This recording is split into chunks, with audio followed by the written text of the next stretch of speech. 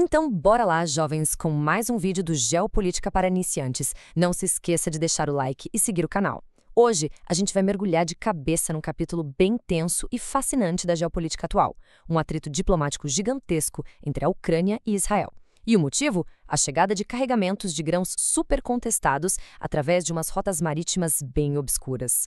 Essa não é só uma historinha sobre agricultura, não. É sobre como recursos naturais viraram verdadeiras peças de xadrez num tabuleiro global. Vamos desvendar juntos essa história da colheita roubada? Para entender bem essa crise, a nossa análise vai passar por 5 pontos centrais. Primeiro, o incidente em Haifa. Depois, a mecânica da frota fantasma. Em terceiro, o celeiro ocupado. No quarto, a posição de Israel. E, por último, a guerra econômica. Ponto número 1. O incidente em Haifa. A situação escalou de um jeito que a gente raramente vê. O presidente ucraniano Volodymyr Zelensky mandou um recado direto. Kiev está preparando um pacote de sanções severas contra indivíduos e empresas de transporte que estão levando esses grãos supostamente roubados para o território israelense. Basicamente, a Ucrânia está mostrando que não tem medo de criar um baita de um atrito diplomático com um aliado histórico no Oriente Médio, provando que vai usar todas as armas da diplomacia punitiva para proteger o que é dela. E o centro prático dessa crise toda tem nome. O caso mais recente é de um navio chamado Panormitis, que usa a bandeira do Panamá e atracou lá em Haifa. Mas ele não está operando sozinho nessa, não. Um outro cargueiro, o Abinsk, já tinha feito a mesmíssima coisa no mesmo porto. Essa chegada contínua dessas embarcações foi o que fez o ministro das Relações Exteriores da Ucrânia, Andriy Sybiha, convocar às pressas o embaixador israelense Michael Brodsky para exigir explicações e dar um aviso bem claro de que isso estava prejudicando muito a relação entre os dois países. A posição de Kiev é super clara. Não existe área cinzenta aqui. O governo da Ucrânia classifica todo esse comércio como um esquema criminoso puro e simples. O argumento é que a Rússia está confiscando esses bens para vender e, com isso, transformando o saque em receita limpa para financiar a invasão. O aviso é duro. Quem participar dessa cadeia de suprimentos vai ter que lidar com a justiça. Mas aí a gente se pergunta, como é que esses grãos conseguem desviar das sanções internacionais e chegar lá em Israel? E isso nos leva ao ponto 2, a frota fantasma. Aliás, galera, deixa um comentário de um tema que você quer que eu faça outro vídeo e eu farei e postarei no canal em menos de uma semana. Mas voltando aqui, o que é essa frota fantasma? Pode parecer até coisa de filme de espião, mas é real. Trata-se de uma estratégia clandestina altamente organizada. Moscou usa essa rede oculta de navios para conseguir transportar produtos sancionados para mercados na África, na Ásia e no Oriente Médio. O grande truque deles é camuflar a origem do que estão carregando. Desse jeito, um grão colhido lá num território ucraniano ocupado chega no destino final como se fosse produção russa 100% legal. Na prática, a logística é pensada nos mínimos detalhes. Primeiro, rola o confisco direto em armazéns e fazendas ucranianas que hoje estão sob controle russo. Depois, a carga vai por terra até portos que a Rússia controla, sendo o principal deles o de Sevastopol, lá na Crimeia. Aí vem o pulo do gato. Eles transferem a carga de um navio para o outro no meio do mar aberto e ficam trocando a bandeira de registro do navio toda hora. Quando essa carga finalmente chega nos portos estrangeiros, a documentação está tão maquiada que fica quase impossível rastrear de onde o produto realmente veio. Ponto 3. O celeiro ocupado. Da onde exatamente essa comida toda está saindo?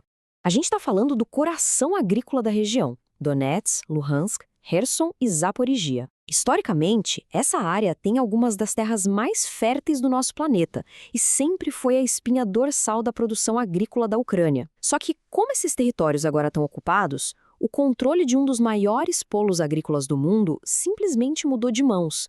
E toda essa produção está sendo escoada por aquelas rotas fantasmas que a gente acabou de ver. E qual é o tamanho real do estrago?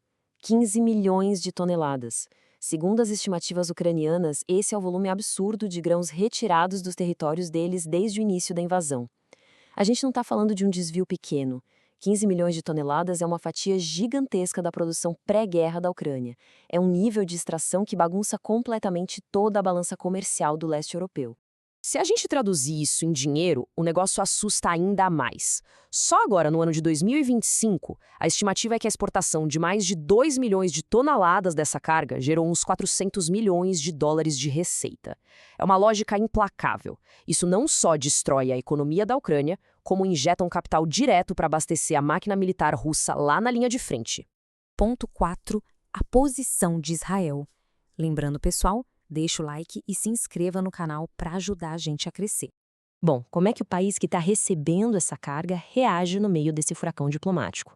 De um lado, a Ucrânia exige punição, diz que está sempre avisando sobre os navios suspeitos. Do outro, Israel tenta andar na corda bamba. O governo do primeiro-ministro Benjamin Netanyahu e do ministro Gideon Sa'ar defende uma neutralidade no conflito, muito por razões de inteligência e segurança nacional, especialmente o de olho no Irã. Eles dizem que faltam provas concretas e indiscutíveis para justificar o bloqueio desses navios lá nos portos israelenses. Mas a Ucrânia ganhou um peso pesado do lado dela. A União Europeia entrou forte nesse debate, apoiando Kiev totalmente e condenando o comércio desses grãos. Bruxelas já mandou recado de que tem muita vontade de expandir essas sanções para indivíduos e empresas em outros países, os chamados terceiros países. Isso coloca uma pressão monstra sobre nações neutras e mostra que a Europa quer, de todo jeito, estrangular essas rotas que estão financiando a guerra indiretamente. Ponto 5. A guerra econômica. Vamos dar um passo para trás e olhar para a figura toda. É impossível entender qualquer guerra moderna prestando atenção só em soldado e trincheira. A briga pelos recursos naturais é tão vital quanto, e dita os rumos do conflito. Esses grãos cumprem um papel duplo e muito cruel.